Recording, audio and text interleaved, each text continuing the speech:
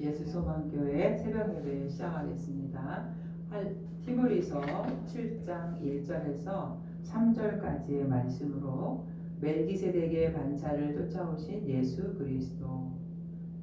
우리 1절에서 3절까지 같이 읽겠습니다. 이 멜기세덱은 살렘 왕이요 지극히 높으신 하나님의 제사장이라. 여러 왕을 쳐서 죽이고 돌아오는 아브라함을 만나 복을 빈 자라. 아브라함이 모든 것의 10분의 1을 그에게 나누어 주니라. 그 이름을 해석하면 먼저는 의의 왕이요 그 다음은 살렘 왕이니 평강의 왕이요 아버지도 없고 어머니도 없고 족보도 없고 시작한 날도 없고 생명의 끝도 없어 하나님의 아들과 닮아서 항상 제사장으로 있느니라. 오늘은 그 예수 그리스도가 멜기세덱의 구약에 나타난 이 인물, 이 멜기세덱 제사장이죠. 이분과 같은 분이 바로 누구냐면 예수 그리스도다. 그래서 7장에서 나타났지만 사실은 5장의 1절에 보면 또 예수님이 그 인간 대제사장과는 달리 멜기세덱의 반차를 따르는 제사장이라. 5장 6절에 멜기세덱에서 온 예수 대제사장이 바로 신약의 예수 그리스도다라고 다시 나오거든요. 5장 1절부터 10절에 하나님께 멜기세덱의 반차를 따른 대제사장이라 칭하심을 받으셨느니라. 다시 연결해서 7장에 또 반복되고 있는 거죠. 그러니까 이 저자가 왜 계속 예수님은 구약의 멜기세덱이다라고 설명하고 있는 이유는 예수님은 인간의 레위 계통의 레위 지파에서 아론이 나왔잖아요. 아론 제사장들이 그 혈통에 의해서 나온 제사장이 아니라 멜기세덱이라는 인물이 하나님께서 갑자기 이렇게 나타나게 하셨잖아요. 이 구약에. 그렇게 인간의 그 틀을 따라서 온 제사장이 아니라 예수님은 하늘에서, 그러니까 하나님이 인정한 대제사장 앞에 큰 대제사장. 하나님 인간의 성육신으로 인간의 몸을 입고 오셨지만 하나님의 아들, 인간이면서 신인 존재, 그 대제사장. 그래서 우리가 믿을 수 있다. 구원을 확실하게. 그거를 설명하기 위해서 이 구약의 멜기세덱에 대한 설명을 계속하는 거예요. 그러니까 오늘 말씀은 이제 멜기세덱에 대한 설명이지만 결국 그 멜기세덱이 누구다? 예수 그리스도라는 거 그 설명하고 있어요. 사실 이거는 약간 신비잖아요. 우리 인간의 이성으로 이해하기가. 그래서 자꾸 설명을 하고 있는 거죠. 그래서 앞에서도 이러한 그 진리의 말씀들을 영적으로 미숙하고 어린아이면 이해하기 힘들어요. 그러니까 우리가 하나님의 말씀을 깨닫는 거는 뭐 때문이다? 성령께서 알려주시거든요. 우리가 하나님의 자녀라는 것도 우리 잘 몰라요. 근데 성령이 우리에게 너는 하나님의 자녀야 라고 알려주시는 거거든요. 하나님의 자녀라고 깨닫게 해주셔야지 아는 거지. 우리 인간의 이 지식과 이성으로는 하나님을 어떻게 알겠어요? 성령이 깨닫게 해주시는 거죠. 그래서 오늘 말씀도 이 멜기세덱에 대한 설명을 통해서 예수 그리스도가 바로 구약에 예표한 신약에 오신 예수님이다. 그러니까 대제사장의 역할을 설명하고 있는 거죠. 1절에 보니까 이 멜기세덱은 살렘 왕이요 지극히 높으신 하나님의 제사장이라. 여러 왕을 쳐서 죽이고 돌아오는 아브라함을 만나 복을 빈 자라. 여기서 특이한 거는 이 멜기세덱이 살렘 왕이죠. 왕이면서 하나님의 제사장. 네. 그러니까 왕의 역할과 제사장의 역할 두 직분을 같이 갖고 있는 게 바로 이 멜기세덱이라는 인물이거든요. 근데 보통 제사장들은 아론 계통의 제사장은 왕이에요? 아니죠. 그러니까 제사장 하나만 제사장 역할을 하지만 이 멜기세덱은 특이하게 왕이면서 하나님의 제사장이라. 예수님도 세 가지 사역이 있다 그랬죠. 예수님도 만왕의 왕이시고 또 이 하나님과 인간 사이의 중보자 역할을 하는 대제사장이고 또 선지자 역할, 삼중직이라고 그러거든요. 삼중직. 그 역할을 예수님께서 하셨잖아요. 근데 왕과 제사장의 역할을 했던 분이 바로 이 멜기세덱이고 그 두 가지 역할을 받는 것이 특이하다. 보통 인간 제사장은 하나만 하는데 그래서 이 멜기세덱은 또 아브라함에게 2절에 보니까 아브라함이 그 모든 것의 10분의 1을 그에게 나눠 주었다. 이 설명이 되고 있죠. 그러니까 이 11조는 누구에게만 주는 거냐 하면 바로 제사장들에게, 유대 백성들이 그 제사장들의 제사장이 예배를 제사를 지내고 일을 성전에서 제사를 지내니까 자기들의 그 곡식 수출의 10분의 1을 곡식을 거두거나 하면 그 10분의 1을 누구에게 바쳤냐면 제사장에게 드렸거든요. 이건 유대인의 율법에 나와요. 그런 것처럼 이 멜기세덱도 10분의 1을 받았다는 것은 제사장의 역할을 했다라는 거죠. 그래서 이스라엘의 그 대제사장의 역할들은 그 사회에서 아무나 못하잖아요. 존경받는 그 혈통적으로 레위 지파의 그 아론 계통의 후손들만 할 수 있다. 이게 정해진 거잖아요, 율법으로. 그런데 사실 예수님은 그런 레위 지파의 아론 계통의 혈통이 아니었다라는 거죠. 그리고 멜기세덱의 반열, 멜기세덱의 그 반열을 따라서 오신 분이 예수 그리스도다. 그래서 예수님은 결국 우리가 그냥 쉬운 말로 말하면 하늘에서 온 제사장이다. 인간보다 더 우월한 제사장, 그분이 바로 예수 그리스도. 이걸 설명하고 있는 거죠. 왕과 제사장의 역할을 같이 했다. 그래서 멜기세덱 살렘이라는 거는 살렘 왕이라는 거는 그 당시에 이제 학자들이 예루살렘 고대 도시 예루살렘이라는 그 어떤 왕국의 예루살렘의 살렘 왕이다. 이 사람은 진짜 이분이 그 왕이었고 그리고 이 왕과 그 고대 사회에서는 재정일치라 그래서 이제 왕과 종교 제사장의 역할을 같이 했어요.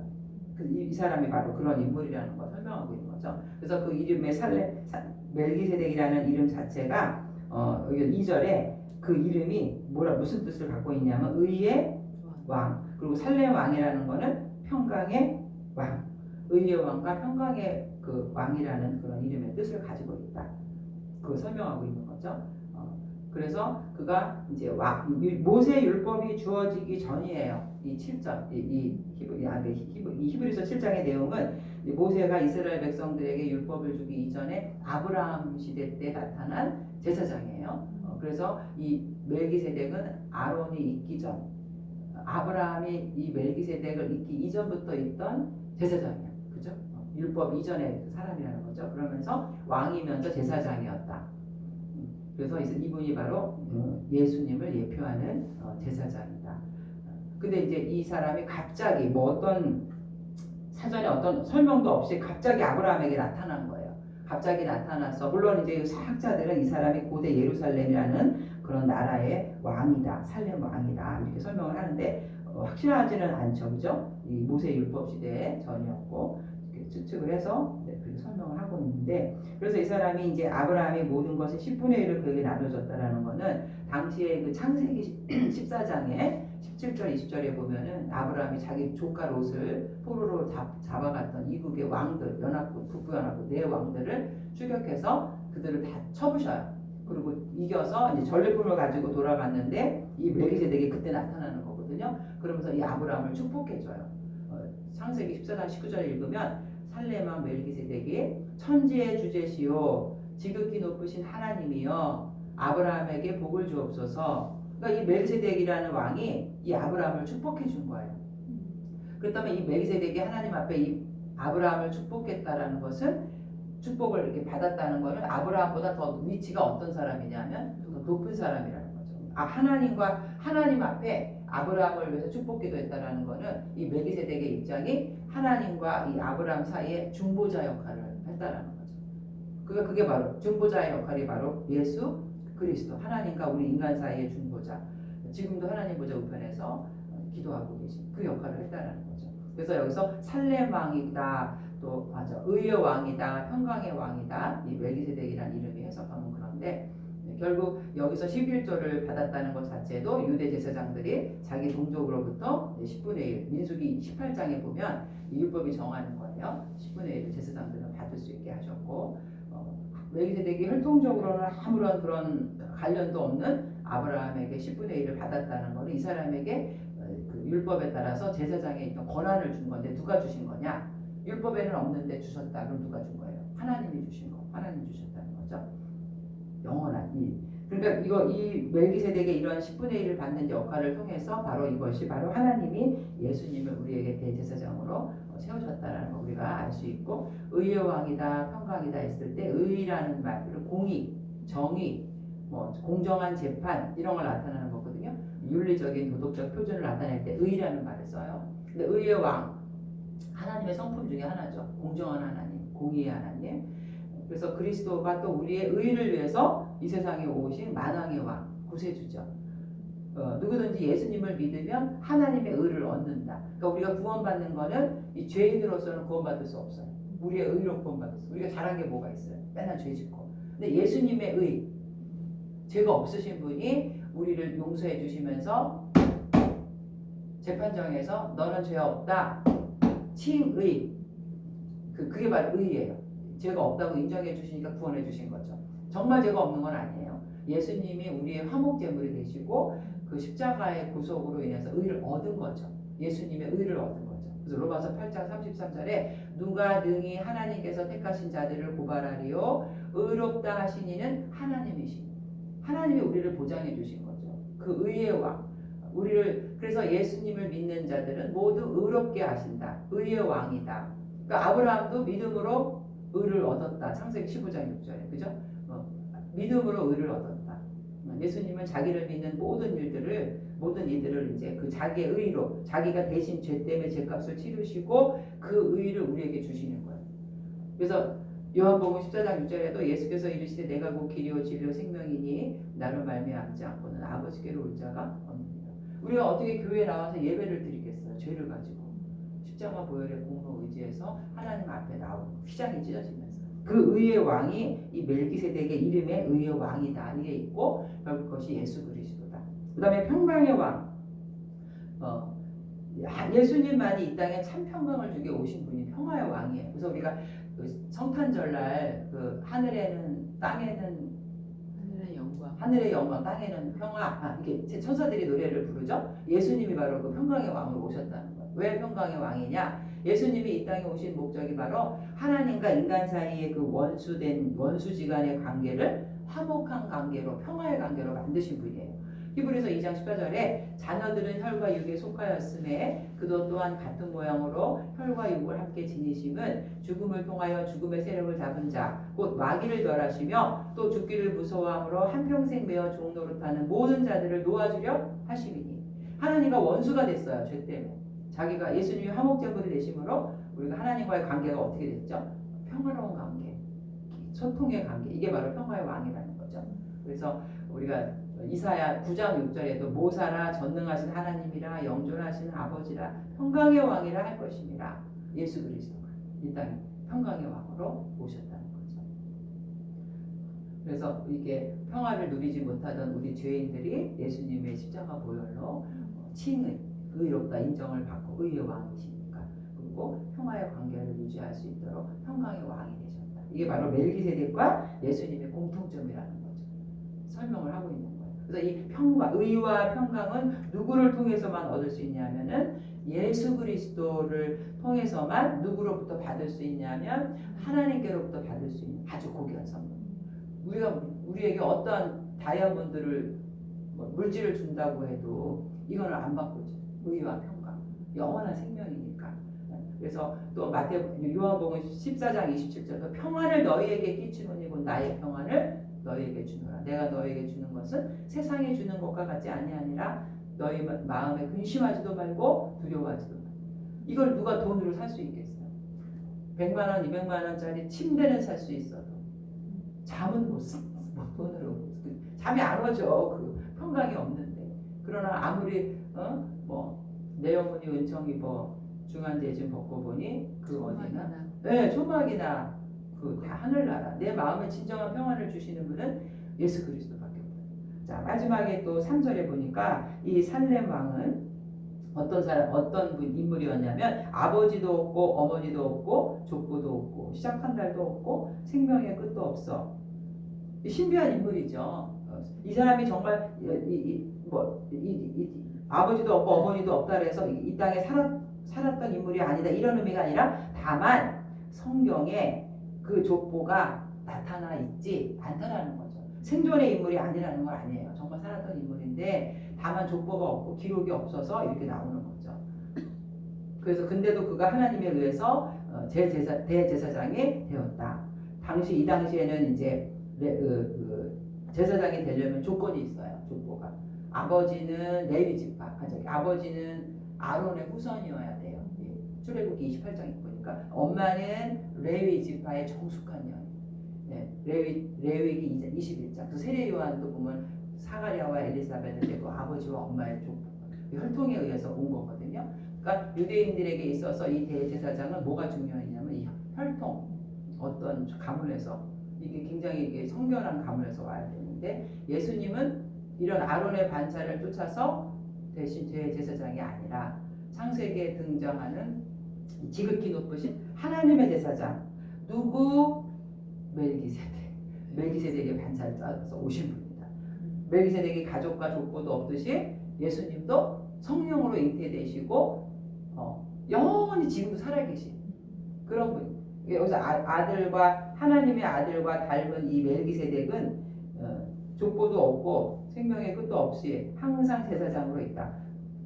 그것이 누구와 닮았다? 바로 예수 그리스도와 같다. 그래서 이 멜기세덱의 반차를 쫓아서 오신 분이 예수 그리스도, 바로 하나님께 인정받고 하나님이 선택하신 인물이었다.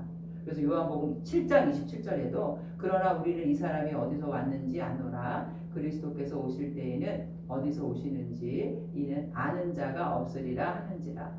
시작한 날도 없고 이런 의미가 바로 이 예수님과 같이 닮아 있기 때문에 공통점을 설명하고 있고 멜기세덱의 출생과 죽음에 대한 기록을 찾아볼 수 없다라는 것은 바로 신비한 인물이면서 그가 예수 그리스도를 예표한다. 항상 제사장으로 있다. 영원토록 제사장으로만 기억할 수밖에 없다라는 거예요. 이 멜기세덱은 출생과 죽음에 관한 기록을 찾아볼 수 없기 때문에 그래서 그것은 바로 우리 예수 그리스도 영원하신 자존하신 모세에게 그 하나님이 뭐라고 얘기했냐면 나는 스스로 있는 자다. 이렇게 영원한 분. 지금도 하나님 보좌 우편에서 우리를 기도하신 분. 그리고 그 인간의 제사는 아론의 제사는 자기가 죄인이기 때문에 자기 죄를 속하고 또 사람들의 죄를 가지고 들어가서 하나님 앞에 제사를 드리면서 그걸 1년에 한 번씩 해마다 드려야 되잖아요. 그게 온전한 제사가 아니기 때문에. 근데 예수님은 단번에 성소에 들어가셔서 그 자기의 피로 속죄를 이루어주셨기 때문에 다시 제사를 드릴 필요가 없게 하신 거죠. 히브리서 9장 12절에 염소와 송아지의 피로 하지 아니하고 오직 자기의 피로 영원한 속죄를 이루사 단번에 성소에 들어가셨느니라. 그리고 히브리서 10장 18절에도 이것들을 사하셨은즉 다시 죄를 위하여 제사 드릴 것이 없느니라. 그리고 예수 그리스도는 완전하고 영원한 제사를 드린 후에 십자가의 고난을 받으시면서 자기가 제물이 됐죠. 화목 제물이 돼서 지금 어디 계시냐? 성도를 위해서 하나님 보좌 우편에서 중보하는 보혜사 성령을 보내주셔서 우리와 함께 하시는. 그래서 요한일서 2장 1절에도 나의 자녀들아 내가 너희에게 이것을 너희에게 쓰면 너희로 죄를 범하지 않게 하려 함이라. 만일 누가 죄를 범하여도 아버지 앞에서 우리에게 대언자가 있으니 누구예요? 예수 그리스도. 그 의로우신 예수 그리스도라. 정말 하나님께서는 오늘 비록 짧은 1절, 2절, 3절밖에 우리가 묵상을 하지 않았지만 이 3절 말씀 속에서 엄청난 이 구원에 관한 계획, 티끌과도 같은 인간을 구원해 주시기 위해서 이렇게 창세 전부터 우리를 구원을 계획하신 분. 정말 우상의 땅 도시 아브라함에서 아브라함을 불러내시고 그 아브라함의 후손들을 통해서 영적 이스라엘, 오늘의 우리 성도를 위해서 이렇게 철저한 계획을 이루셨다. 메시아를 보내기 위해서 멜기세덱이라는 인물을 등장시키시고 설명을 해주셨다. 이게 뭐 우연히 된 게 아니잖아요. 구원의 계획. 무작위로 또 이게 추천, 떡볶이가 아니잖아요. 철저하게 계산하시고 그 하나님의 섭리에서 자기가 제물이 되신 얼마나 오묘하고 신비한 구원의 계획. 큰 대제사장으로 예수님을 보내주시고 우리와 함께 하시는 성령님을 보내주셔서 지금도 우리를 위해서 기도하시는 주님. 이 정말 놀라운 구원의 계획을 들으면 사실 이게 가슴이 벅차올라야 되는데 우리는 너무도 이렇게 주님의 사랑에 익숙하다 보니까 당연한 걸로 생각할 때가 있어요. 정말 이렇게 창세전부터 계획하신 이 놀라운 지렁이 같은 존재, 밟으면은 꽤 죽을 수밖에 없는, 하루살이에 눌려 죽을 인간이다. 욥기서에서 이렇게 연약한 인간을 구원하기 위해서 이 멜기세덱이라는 이 신비한 인물을 통해서 의의 왕, 평강의 왕 설명을 해주고 있는 거죠. 히브리서 기자.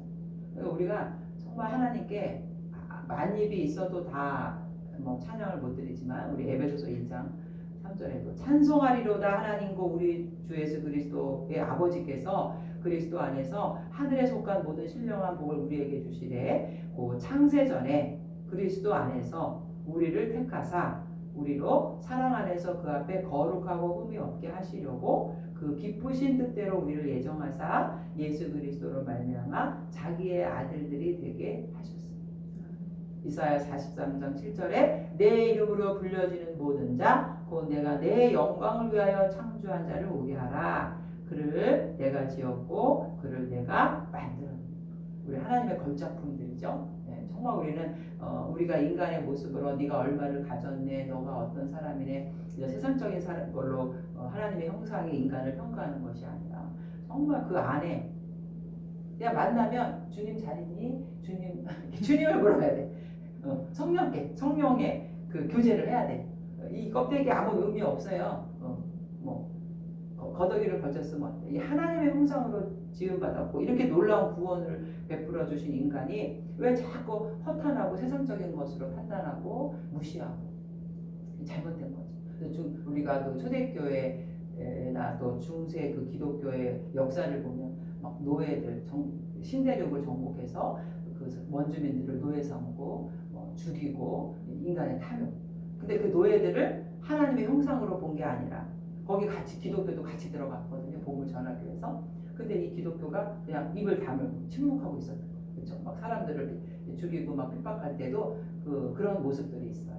하나님이 안 기뻐하셨겠죠. 근데 그 중에 어떤 사람이 복음을 듣고 하나님의 형상으로 지음받은 인간을 저렇게 학대하면 안 되는구나. 그래서 이제 그거를 이제 스페인의 그 왕에게 가서 얘기를 해서 지금 우리가 정복한 땅에서는 이렇게 인간 학살 이런 게 벌어지고 있다. 기독교 신자가 그거를 고발한 거거든요.